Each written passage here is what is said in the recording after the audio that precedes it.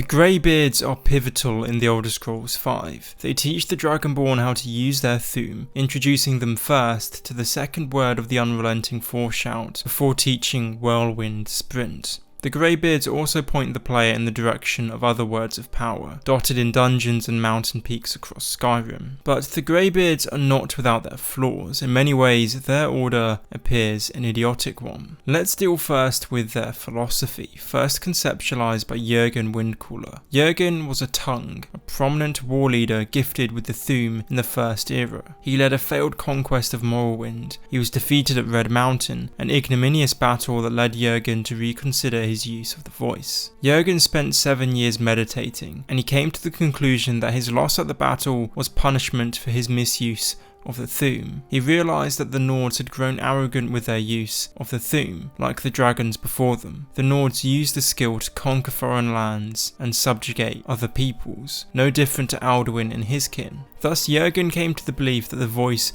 should only be used for inner enlightenment, not as an ability to subdue others. The Greybeards are the order who carry on Jurgen's philosophy in the modern day, the way of the voice. These Greybeards try to instill their beliefs in the player, arguing that the blades should be ignored and that the Thu'um is too deadly a tool to use for battle. However, although their philosophy might be a noble one, pragmatism dictates that the player use the Thu'um not only to defeat Alduin, but to combat threats to the world, from evil Daedra such as Molag Bal to the Thalmor agents that seek to wipe out Talos worship. The Thu'um should not be used for pointless conquest. The Greybeards are right on that account, but it can and should be used for just causes, which means potentially using it as a martial ability. Perhaps the most prominent cause is the looming Second Great War between the Dominion and Empire, but the Greybeards have the player sit and meditate whilst the Thalmor sweep across the continent, committing genocide according to their doctrine of human racial inferiority. Moreover, there are some practical issues with the Greybeards that points to a severe lack of common sense in their order. Most important is the fact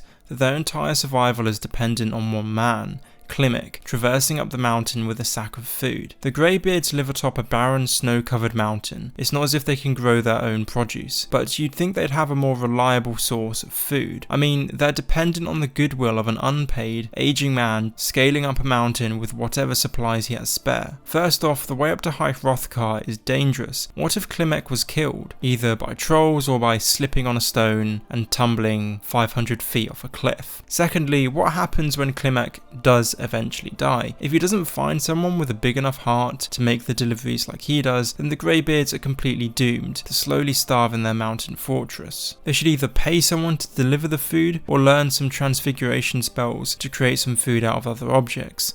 Either way, they need to do something, otherwise they are going to die. Despite the Greybeards' seeming stupidity, on lots of levels they are way more intelligent than their opposing faction, the Blades. I've dedicated an entire video to roasting the Blades, so go ahead and watch that for more. But suffice to say that the Blades' attitudes of the Greybeards is overwhelmingly stupid. From wanting to kill Paarthurnax, the one most important individual the Dragonborn needs to kill Alduin, to distrusting the Greybeards, even though they have far more to teach the Dragonborn than the Blades. It's clear that you should not pursue the Blades questline further than you need to. Under no circumstances should you kill Paarthurnax. Despite the Greybeards being superior to the Blades, they clearly do have some issues. As I've illustrated, their unflinching philosophy is unpragmatic during times of crises, and they're liable to starve to death in the near future. Anyway, thanks for watching this video. If you want to see more, then please feel free to subscribe, and also leave suggestions for future videos in the comments below. Anyway, thanks again, and I'll see you all